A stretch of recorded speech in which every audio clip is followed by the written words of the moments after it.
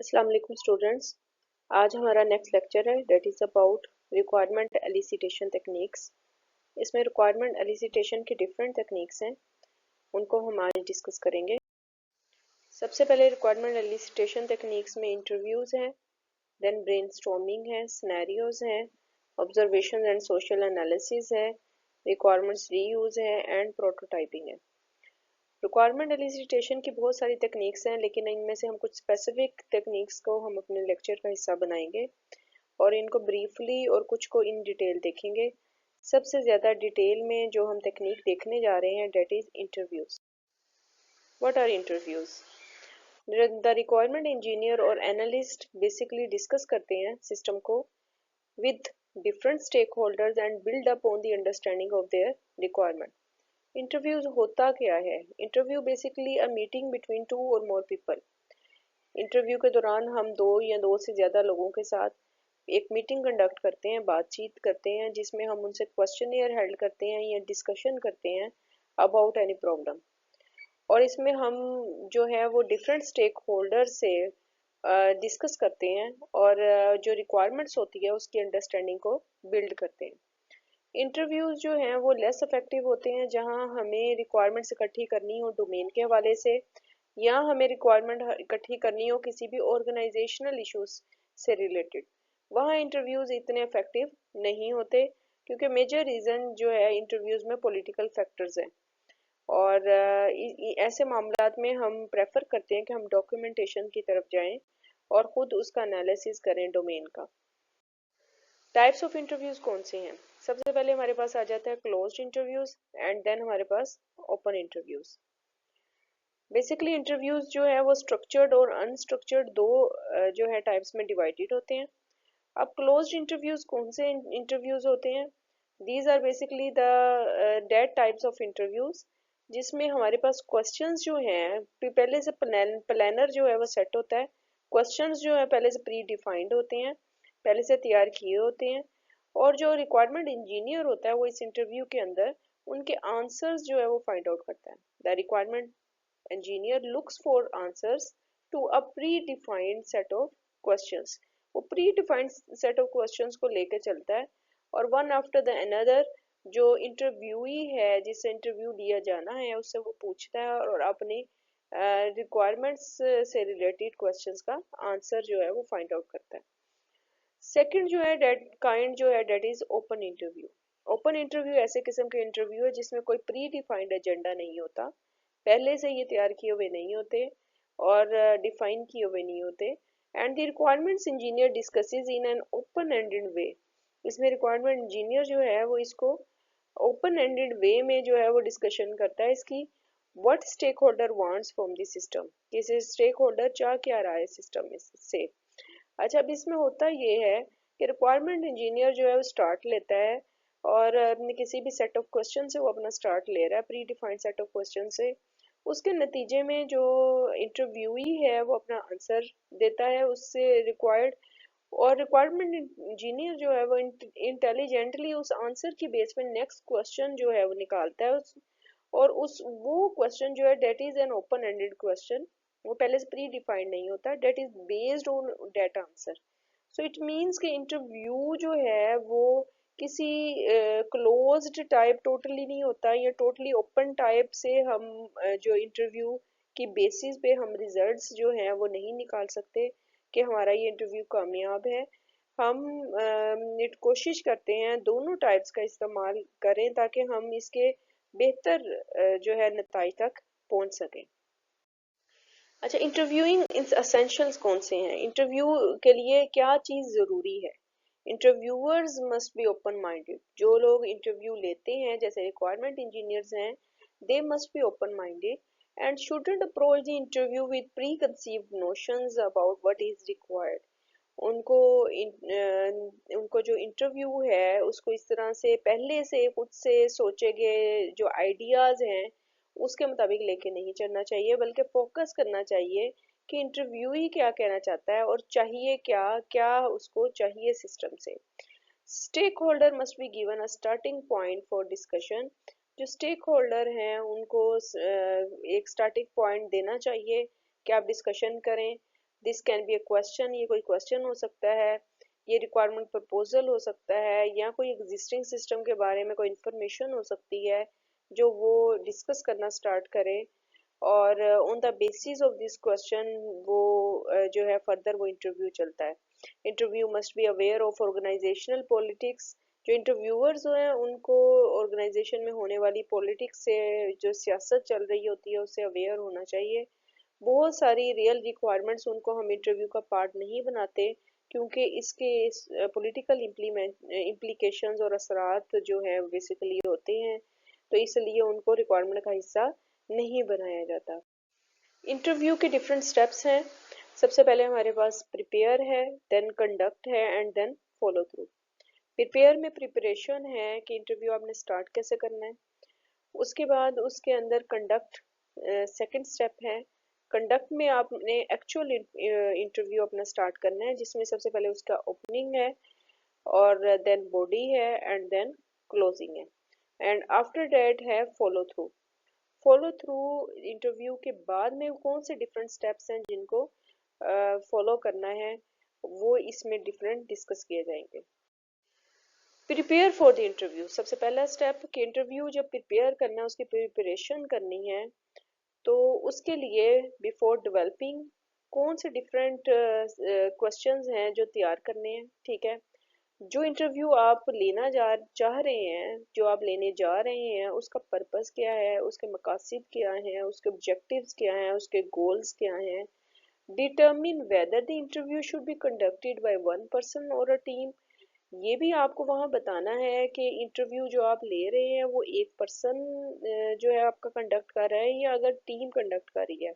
अगर टीम या different member इकट्ठे मिलके उसको कंडक्ट कर रहे हैं, तो उनका रोल क्या है उन टीम मेंबर्स का, उनमें से कौन टीम लीड कर रहा है, कौन एक्सपर्ट है, कौन अदर मेंबर है, हर एक को वहाँ आपको इंट्रोड्यूस करवाना है।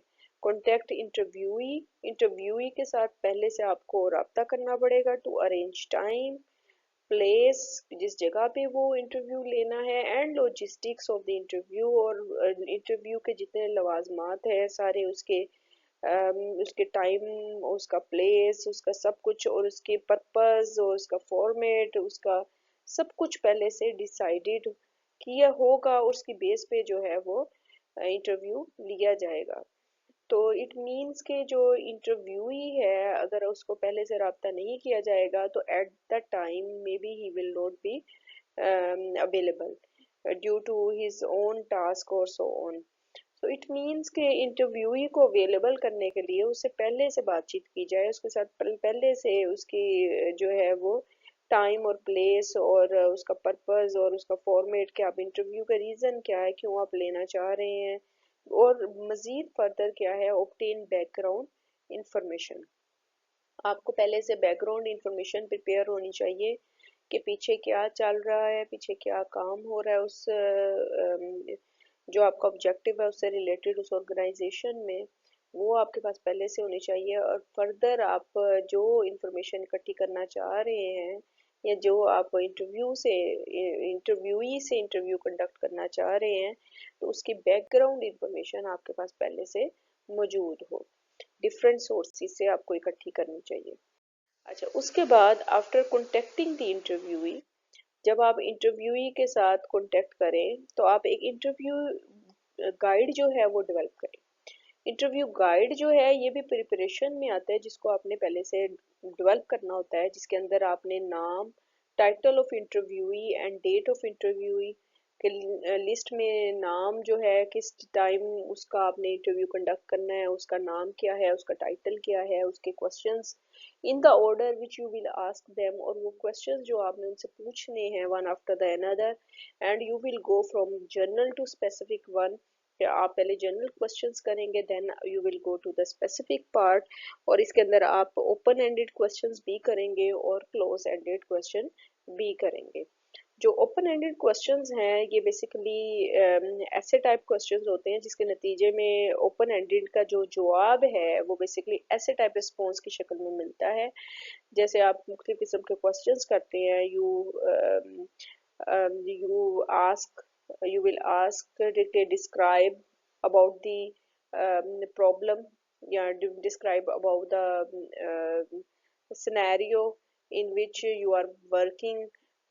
Yeah, you can say, tell me how we can solve your problem, and how we can handle your problem, or include close-ended questions to obtain specific information. और क्लोज एंडेड क्वेश्चन भी आप करेंगे जिसमें आप लोग specific information उसकी इकट्ठी करेंगे कि ये जो क्वेश्चन आप कर रहे हैं वो टू द पॉइंट उसका आंसर होगा, ठीक है, और उसमें आप डिटेल्ड और ऐसे टाइम रिस्पॉन्स नहीं लेंगे। जो ओपन एंडेड क्वेश्चन होते हैं उसमें आपने उससे ऐसे टाइप और स्टोरी टाइप उसका रिस्पॉन्स सुनना होता है, और वो उसमें से आपने अपनी रिक्वायरमेंट्स गैदर करनी है। On the basis of those answers you will again question, और आप अपने जो है वो ओपन एंडेड क्वेश्चन से क्लोज एंडेड क्वेश्चंस की तरफ भी चलते हैं। अच्छा, स्पेसिफिक यानी कि जनरल टू स्पेसिफिक पार्ट की तरफ चलते हैं, ठीक है। और जो क्लोज एंडेड क्वेश्चन है उसमें आपने जो है who, how much and where, या आप ये क्वेश्चन कर सकते हैं कि who is your main lead, main leader in this project, ठीक है। आप उनसे ये पूछ सकते हैं कि आपके ऑर्गेनाइजेशन में जो है वो इसको डील कौन करेगा, ठीक है। उसका स्पेसिफिक हु पार्ट जो है वो इसमें आ जाता है, and how much time we can take to complete your project, ठीक है। हम ये भी क्वेश्चन कर सकते हैं कि हमारे पास कितना टाइम है, कि हम आपके कितने टाइम फ्रेम में हम आपका ये प्रोजेक्ट कंप्लीट करेंगे, ठीक है। और इस तरह वेयर का क्वेश्चन भी कि where we can perform your interview, ठीक है। आप उस इनसे वेयर भी डिसाइड कर सकते हैं, अगर आपने इंटरव्यू का कोई टाइम डिसाइड करना है इनके साथ और लोकेशन डिसाइड करनी है तो आप उसके लिए वेयर का पार्ट यूज़ कर सकते हैं। इट मीन्स कि स्पेसिफिक जो है आपने जो स्पेसिफिक क्वेश्चंस हैं वो यहाँ पे करने हैं, और उसके बाद जो है जनरल टू स्पेसिफिक पार्ट की तरफ जाना है। और जो इंटरव्यू वन पॉइंट तो ये है कि जो भी हम इंटरव्यूज करते हैं उसके अंदर हम लोगों ने दोनों टाइप ऑफ क्वेश्चंस को अपने इंटरव्यू का पार्ट बनाना है। ये भी होता है कि हम जब फर्स्ट इंटरव्यू करते हैं तो उसके अंदर हम लोग सिर्फ जनरल क्वेश्चंस के ही कर रहे होते हैं, और हमारे पास स्पेसिफिक या क्लोज एंडेड क्वेश्चन के लिए हमारे पास टाइम ही नहीं होता, और उसके लिए हम अनदर इंटरव्यू सेशन रखते हैं, ठीक है। और conduct the interview में basically interviewer must build his trust and rapport। Interviewer को चाहिए कि वो अपना जो है वो ट्रस्ट जो है वो डेवलप करे विद द इंटरव्यूई, और he must have an eye contact. उसे इंटरव्यूई के साथ जो है वो एक कॉन्फिडेंट जो है वो ताल्लुक बनाना चाहिए, जिसमें you must not look down to the table, और आप इंटरव्यूई के साथ जो है बात करें और आप डाउन टू द टेबल देख रहे हैं, you must be confident and look in to his eyes and talk to him. You must shake hand according to the organizational interviewer must shake hand according to the organizational rules and regulations. He must introduce yourself, he must introduce his team and himself, and he must also provide information about roles in the interview process। वो interviewer बताएगा कि उसकी team का lead कौन कर रहा है, उसके टीम में एक्सपर्ट कौन से हैं, कौन उसकी टीम में क्या किरदार अदा कर रहा है, कौन सा रोल परफॉर्म कर रहा है। वह ही also must clarify the purpose, वो इंटरव्यू जो वो लेने जा रहा है उसका पर्पस क्या है, टाइम फ्रेम के किस टाइम फ्रेम के अंदर वो इंटरव्यू कंडक्ट करेगा, कितने टाइम में वो इंटरव्यू हेल्ड करेगा और किस टाइम तक वो हेल्ड करेगा, उसके इंटरव्यू के की ऑब्जेक्टिव जो हैं, मकासद क्या हैं उसके इंटरव्यू के। और देन वो ट्रांजिशन करेगा इंटरव्यू के साथ, क्वेश्चनिंग के साथ जो है वो उसके कोर जो है इंटरव्यू के कोर या मेजर पॉइंट की तरफ लीड करेगा with respective with starting his first question. पहले अपना फर्स्ट क्वेश्चन करेगा और आहिस्ता आहिस्ता वो अपने जो इम्पोर्टेंट पार्ट ऑफ इंटरव्यू की तरफ चलेगा। उसके बाद हमारा बॉडी आ जाता है और बॉडी में हम लोग फॉलो करते हैं इंटरव्यू गाइड को। एज वी आस्क क्वेश्चंस, हम जैसे जैसे क्वेश्चन करते जाते हैं या पूछते जाते हैं तो हम इंटरव्यू को अपनी इंटरव्यू गाइड जो है उसके मुताबिक चलते हैं। यू यूज़ प्रॉब्स, हम इंक्वायर करते हैं, इंक्वायरी हेल्ड करते हैं, इन्वेस्टिगेशंस करते हैं to follow up on our response. जो अगर वो रिस्पॉन्स हमें करते हैं, सवाल का जवाब देते हैं, उसके नतीजे में हम मज़ीद इन्वेस्टिगेट करते हैं। तो इस सारे अमल में you must be flexible. Flexible होना, जो इंटरव्यूअर है, जो इंटरव्यू ले रहा है, he must be flexible and open minded. He must listen to the question to the response open mindedly. ठीक है। उसके बाद हमारे पास जो बॉडी में आ जाता है वो है लिसन एक्टिवली।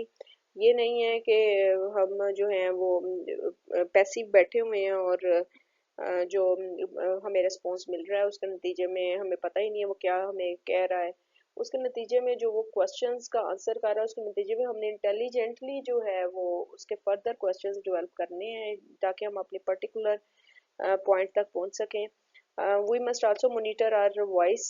जो इंटरव्यू या रिक्वायरमेंट इंजीनियर है, जो रिक्वायरमेंट डिस्कस करने के लिए आया है या इंटरव्यूअर है, वो अपनी वॉइस को भी मॉनिटर करेगा, अपनी बॉडी लैंग्वेज को भी। He will identify interviewees main concerns. उसे इंटरव्यू के जो बुनियादी, इंटरव्यूई जो इसका इंटरव्यू लिया जा रहा है उसके जो बुनियादी कंसर्न्स हैं उनको आइडेंटिफाई करने की ज़रूरत है कि मेन पॉइंट्स क्या हैं। और ये नहीं है कि मेजर कंसर्न्स को छोड़ के जो है वो फर्दर इनर की तरफ से जाया जाए, ये पॉसिबल नहीं है। उसके मेजर कंसर्न्स पे फोकस किया जाएगा। He must maintain rapid and develop trust. He must take accurate notes. वो अपने जो इंटरव्यूई है उससे जो एक्यूरेट और सही नोट्स जो है वो उनसे कलेक्ट करेगा और ताकि वो फर्दर उनको मज़ीद देखा जाए। During the interview, he will use silence and pauses. Interview के दौरान वो दरमियान में ब्रेक्स लिए जाएंगे, पॉजेज, और बहुत हम मतलब तहम्मुल कह लें या बहुत जो stop and stay and then again he again मतलब फॉरवर्ड करते हुए वो चलते अपने इंटरव्यू को कंटिन्यू करेगा। ये नहीं है कि वो स्पीड अपली जो है वो कंटिन्यू करता जाएगा और जो जिसका इंटरव्यू लिया जा रहा है उसको समझ नहीं आ रही। एक पीसफुल एनवायरनमेंट जो है वो होनी चाहिए। He will ask for and obtain relevant documentation during the interview. वो कस्टमर से उसके रेलिवेंट डॉक्यूमेंटेशन लेगा जिसमें से वो डोमेन की इंफॉर्मेशन या ऑर्गेनाइजेशनल डिटेल्स या ऑर्गेनाइजेशनल रूल्स एंड रेगुलेशंस को स्टडी करेगा और उसकी रिक्वायरमेंट्स जो हैं वो इकट्ठी करेगा। और इन डेट टाइम वो उसको कहेगा कि आप इसको मुझे ऑनलाइन कर दें या आप अगर आपके पास है तो इस टाइम अवेलेबल हैं तो वो मुझे दे दें, वो उस टाइम उसको पिक करेगा। And he will ask catch up questions at the end. At the end वो अपने सारे क्वेश्चंस जो उसने किए उनको समराइज करेगा और वो सारे ताकि वो टोटल क्वेश्चंस जो वो करना चाह रहा था क्या वो सब कवर हो गए हैं, वो सब इसका पार्ट बनेंगे। उसके बाद हमारे पास आ जाती है क्लोजिंग। क्लोजिंग में हम बेसिकली अपनी जो फाइंडिंग्स हमें हासिल हुई हैं इन क्वेश्चंस के नतीजे में जो बॉडी पार्ट में थी वो फाइंडिंग्स जो उनको समराइज करेगा और उसको उनके मकासद के लिहाज से लिंक करता जाएगा। उसके बाद वो आंसर एनी क्वेश्चंस वो इंटरव्यूई से पूछेगा। अगर आपका कोई क्वेश्चन है तो उसका अगर वो कोई क्वेश्चन पूछता है तो उसका जवाब देगा। Determine and agree on next steps, और फर्दर जो फ्यूचर में स्टेप्स लिए जाने हैं उनका तयन किया जाएगा इस स्टेप पे। क्लोजिंग पॉइंट में अगर फर्दर इंटरव्यू रह गया है ड्यूरिंग दैट टाइम मीटिंग, उस पर्टिकुलर टाइम के दौरान अगर कुछ स्टेप्स रहते हैं तो फर्दर अगर नेक्स्ट मीटिंग हेल्ड करनी है तो उस पर एग्री किया जाएगा। ठीक है। अगर ज़रूरी है तो सेट की जाएगी next meeting. And thanks the interviewee for his or her input and for taking the time to meet with you.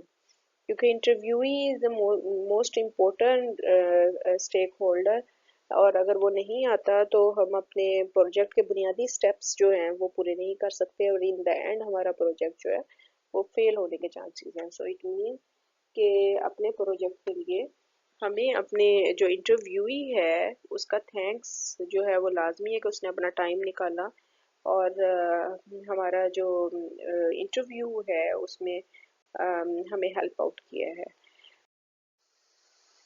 Immediately after the interview के बाद जब आपने कंडक्ट कर लिया तो कुछ फर्दर स्टेप्स हैं जो लेने हैं आपको। अपना जो स्टेप है फिल इन योर नोट्स, यानी जो आपके नोट्स हैं वो आपने रेडी करने हैं। फ़ौरन से आपने उसको राइट डाउन करना है। जो भी ये इम्पोर्टेंट आइडियाज़ या इम्प्रेशंस आपके जहन में आए हैं या बिल्डअप हुए हैं, आपने उसके मुताबिक अपने नोट्स तैयार करने हैं। आपने जो डॉक्यूमेंटेशंस जो हैं वो रिसीव की हैं इंटरव्यूई से, वो आपने उनको रिव्यू करना है, उसके मुताबिक भी रिक्वायरमेंट्स इकट्ठी करनी है। और इन सब दोनों चीज़ों को इकट्ठा करते हुए एक इंटरव्यू और दूसरा ये जो डॉक्यूमेंट्स हैं इनको भी रीड आउट करना है थॉरली। उसके नतीजे में आपने एक रिपोर्ट तैयार करनी है, that will be an interview report. और वो आपने जब ज़रूरत है, जैसे ही आपने अपनी टीम अपने ऑर्गेनाइजेशन जिसे आप बिलोंग कर रहे हैं उनको आपने उनके सामने वो रिपोर्ट रखनी है ताकि उनको पता हो कि आपने क्या प्रोग्रेस की है अपने प्रोजेक्ट में। ठीक है। Follow up on leads obtained during the interview, contact other potential interviewees। आपने मज़ीद फर्दर जो है फॉलो अप करते हुए दूसरे इंटरव्यूज़ के साथ भी आपने कांटेक्ट करना है।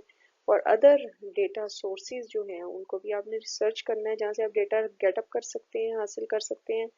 और आपने फॉलो अप करना है in agreed upon next steps.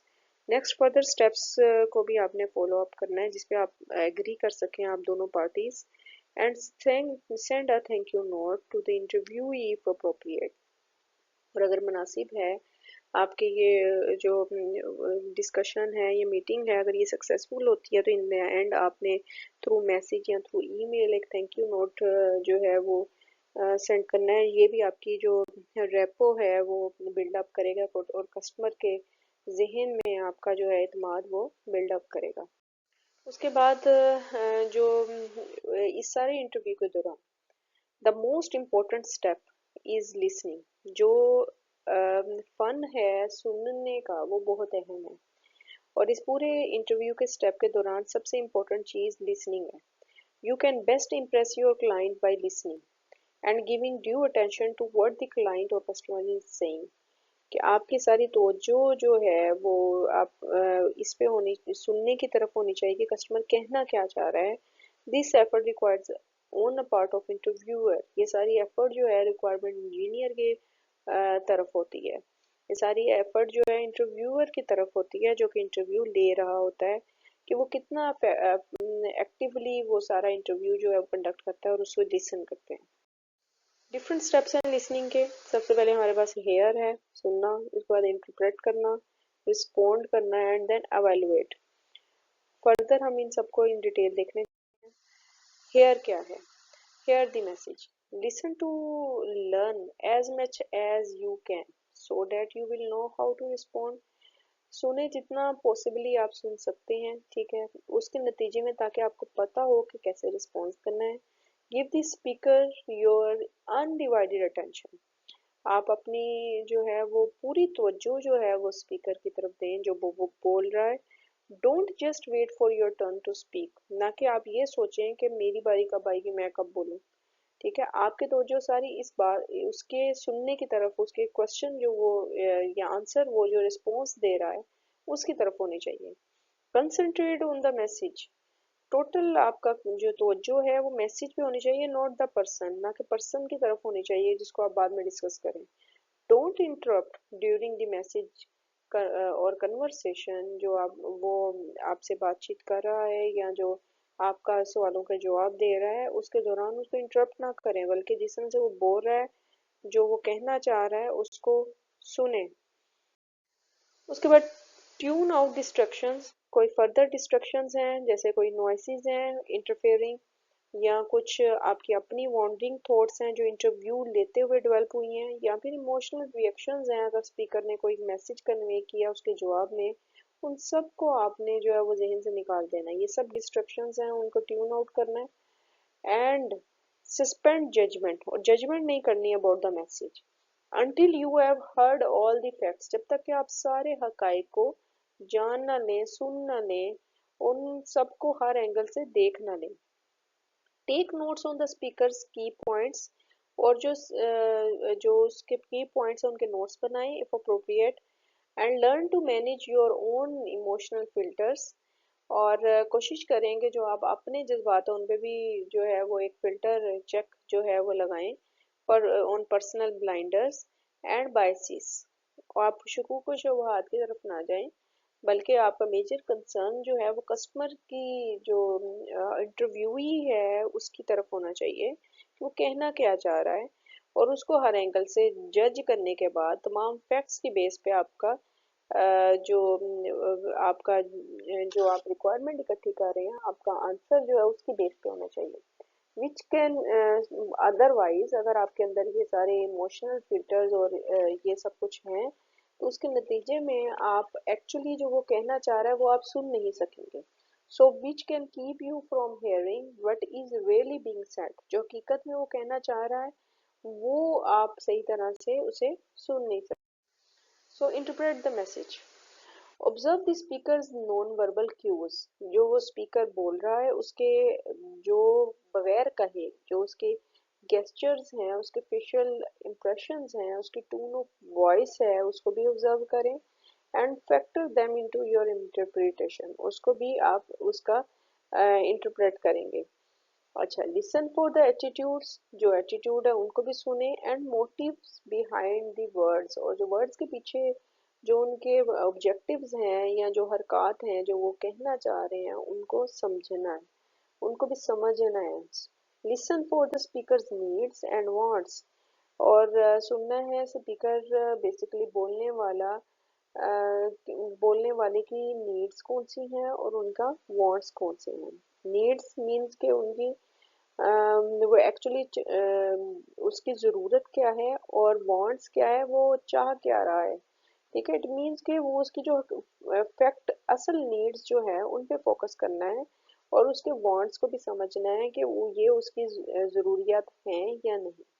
ठीक है, put the message in the broader contents, और जो मैसेज आपको हासिल हो उसके नतीजे में जो आपको मिले सुनने को उसको आपने ब्रॉडर कॉन्टेक्स्ट में भी डिवाइड करना है। इसमें आपने देखना है कि वो बिजनेस पॉइंट ऑफ व्यू से है, वो डोमेन पॉइंट ऑफ व्यू से है, वो किस ऑर्गेनाइजेशनल रूल्स एंड रेगुलेशन से है, किस पॉइंट ऑफ व्यू से वो उस मैसेज को कैटेगराइज करना है फर्दर आपने। Interpret what you have just heard into what you already know about the speaker और सब्जेक्ट, आपने उसके बाद इंटीग्रेट करना है, उसको यकजा कर लेना है, जो आपने सुना या उससे उसके साथ मिला लेना है जो आप ऑलरेडी जानते थे। कुछ आप ऑलरेडी जानते हैं और कुछ स्पीकर और उस सब्जेक्ट के बारे में या स्पीकर जो आपको बताना चाह रहा है उन सबको आपने इकट्ठा कर लेना है।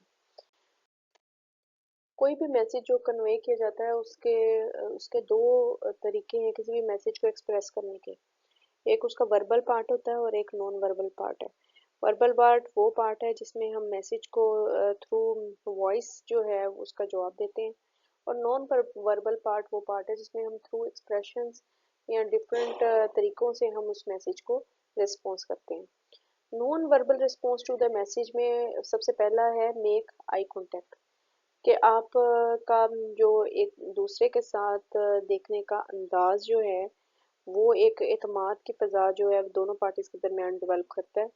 ठीक है, और दूसरा आपके कितना आप उस मैसेज पे फोकस कर रहे हो, कितना आप उस मैसेज पे जो है वो एतमाद बिल्ड अप कर रहे हो, आप कितना उसे कॉन्फिडेंटली देख रहे हैं उसके सवाल के जवाब को। ठीक है, कॉन्फिडेंटली आप एक्टिव हैं इस सारे मामले में। आप नोट अफर्मेटिवली आप मुस्बत अंदाज में जो है उस मैसेज का जो है वो जवाब या इस बात में सर हिलाना जो है वो भी जो है वो अफेक्ट करता है आपके इंटरव्यू को। ठीक है, और इसमें आप जब भी कस्टमर या इंटरव्यूई कोई बात करे तो उसका जवाब जो है आपके पास यही होना चाहिए, सर आई कैन अंडरस्टैंड या सर आई अंडरस्टैंड यू। तो इट मीन्स कि आपको ये नहीं, आपका रिस्पॉन्स नेगेटिव वे में नहीं होना चाहिए, या आपको ये नहीं कहने चाहिए कि I don't know what you want to say. तो यहाँ आपका जो आपके फेशियल एक्सप्रेशन या आपके गेस्चर्स जो हैं वो इस तरह बिहेव ना कर रहे हो, नेगेटिवली बिहेव शो ना कर रहे हो कि जैसे आपका हर्ट में है या आप सुनना नहीं चाह रहे वो क्या कहना चाहता है। सो आपके ये तमाम जो हैं वो नॉन वर्बल वर्बल बेस जो हैं वो शो कर रहे हो कि यू आर लिसनिंग, और आपका जो पॉजिटिव जो है पॉइंट ऑफ व्यू होना चाहिए आपका इसमें में। अच्छा, उसके बाद जो है वो verbal response to the message है, जिसमें आपने वर्बली जो है वो मैसेज का जवाब देना है, जिसमें आपने क्वेश्चन पूछना है और उसके नतीजे में आपने इन्वेस्टिगेशन करनी है। And you will go towards general to specific information and ensure understanding, और अंडरस्टैंडिंग बिल्ड होगी। आपने रिफ्रेज करना है अपने मैसेज को using different words to check the meaning. आपने मैसेज को बार बार डिफरेंट तरीकों से जो है वो पूछना है, ताकि यानी कि डिफरेंट एंगल से अगर मैसेज कन्वे हो तो उसका आंसर जो है वो एक ही होना चाहिए। So it will so you must make empathetic remarks that acknowledge you understand the speaker's feeling। अच्छा, ऐसे रिमार्क्स दें कि आप जो है वो स्पीकर की फीलिंग को समझ रहे हैं विदाउट ऑफरिंग ओपिनियन और जजिंग हिम और हर। इट मीन्स कि आप जो आपके रिमार्क्स पॉजिटिव होने चाहिए। आपके रिमार्क्स आप उनको पॉजिटिव वे में जो है वो जवाब दे रहे हो। आपके नॉन वर्बल वेज में अंदाज आपका पॉजिटिव होना चाहिए, और वर्बल वे में भी आप यही कह रहे हो कि sir I can understand your feeling. तो इट मीन्स कि you must behave positively. And आपने जो है वो फर्दर जो है वो नेगेटिव वे में नहीं जाना, अदरवाइज आपका ये जो इंटरव्यू है वो पॉलिटिकल बन जाएगा। उसके बाद हमारे पास आ जाता है evaluate the message. Evaluate message को जो इवैल्यूएट करना है, इसमें आइडेंटिफाई करेंगे the main points of message and it's supporting evidence, और इसके साथ जो उसके सबूत हैं वो इसके साथ लगेंगे। सपोर्टिंग क्लैरिफाइंग फैक्ट्स होंगे, परसेप्शंस, ख्यालात एंड ओपिनियंस होंगे। ठीक है, distinguish between facts and opinion. Facts और ओपिनियन का फर्क होना चाहिए। Group facts in like categories, आप ग्रुपिंग करेंगे फैक्ट्स को मुख्तलिफ कैटेगरीज एंड लॉजिकल ऑर्डर में, और वो logical order on the basis of facts हो सकता है क्रोनोलॉजी, कि जिस तरह से वो हकायक वकूब पजीर हुए हैं उस तरह से उनको आप डिवाइड कर रहे हैं, या on the basis of importance हो सकता है कि वो जिस जिस तरह से वो अहम है उस हिसाब से उनको कैटेगराइज किया जाए। और base your opinions about the message on the facts, आप अपने ओपिनियंस को हकाइक की बुनियाद पे रखेंगे, ना कि आप अपनी जो है वो सोच और समझ के मुताबिक रखेंगे। यूज द टोटल मैसेज, जो टोटल मैसेज जो आप इस्तेमाल करेंगे that would be on the base of the needs, the context के बेस पे होगा, एंड द कंटेंट, और जो उस मैसेज का मवाद है उस कंटेंट के बेस पे, वो किस कॉन्टेक्स्ट से बिलोंग कर रहा है, डोमेन से है, ऑर्गेनाइजेशन से है, उसके पॉइंट्स क्या हैं, उसकी नीड क्या है, वो इस चीज़ पे आप जो है वो to follow through on what you hear. ठीक है, जो कुछ आपने सुना है वो आपको इस अंदाज में जो है वो टोटल मैसेज को कैटेगराइज करना पड़ेगा।